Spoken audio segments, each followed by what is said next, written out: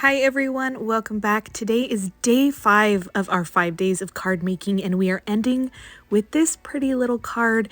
It is such a fun one you can do right now. So the idea behind this card is that you have lots of floral paintings probably lying around that you've done practice paintings with, and we're just going to cut them out.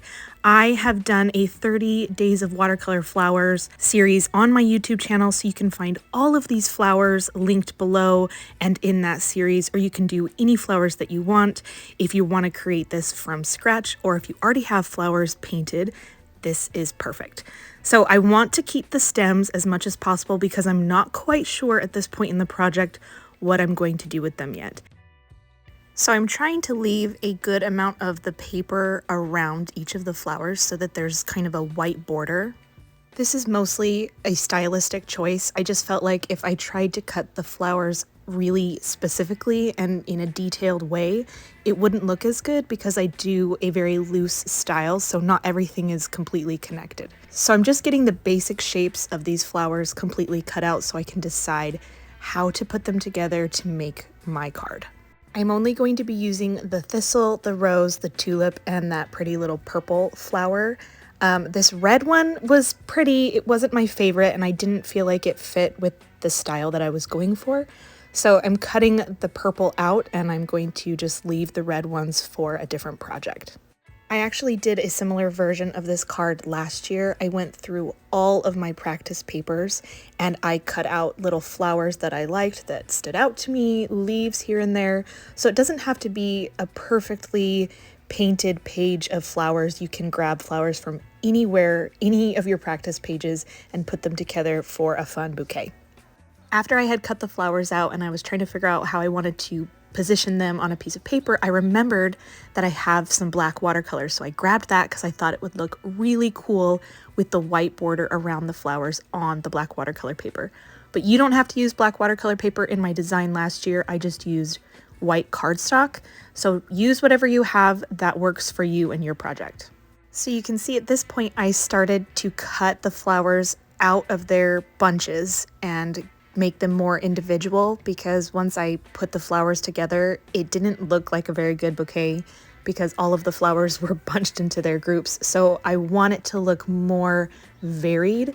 So I'm leaving some flowers with their stems so that they can be in front and the stems will be connected and it will make sense. And then some of the ones on the top, or some of the ones that I thought would look good on their own peeking out, I'm cutting out and I'm going to start organizing them in an aesthetic way so that you can see flowers peeking out from behind other flowers. And this is a really fun part of the project because nothing is glued down yet. So it's like your own puzzle piece. And you'll see here, I try to find a spot for this little rose. It's not ready yet. It's not the time yet for that little rose. And I move things around a bunch because there's so many different variations and versions of this that I could do.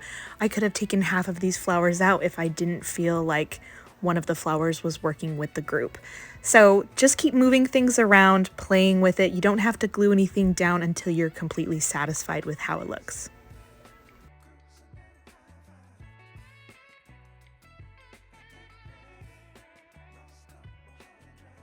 Okay, once you're satisfied with the general idea of what you want to glue down, it's time to start gluing down. So I like to glue down the first bottom front piece, if that makes sense, and then kind of scoot everything over and take things as I need them. So I want that first piece to give me an idea of where I need it to exactly be, and then everything will kind of fall in line after that.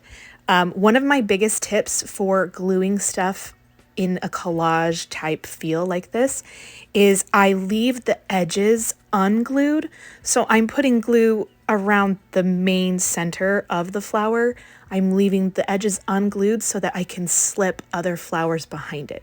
So it's really hard to know exactly where you're going to put the back flowers when you're gluing the front flowers. So that really helps me. And I like to use school glue because if it's not working in that moment, it's pretty easy to peel up. You can use stronger glue if you want to, but I like that school glue for at least a little bit of time is pretty flexible. I can move it around and change things before it's completely settled.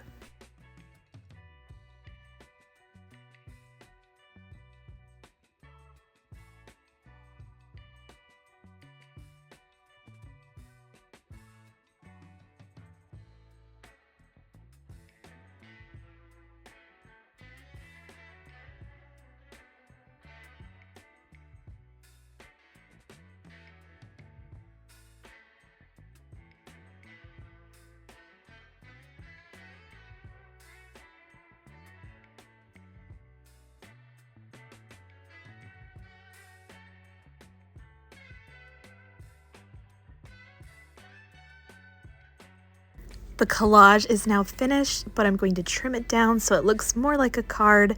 And now you have a card perfect for any occasion that is beautiful, hand painted by you, but has that fun element of a collage.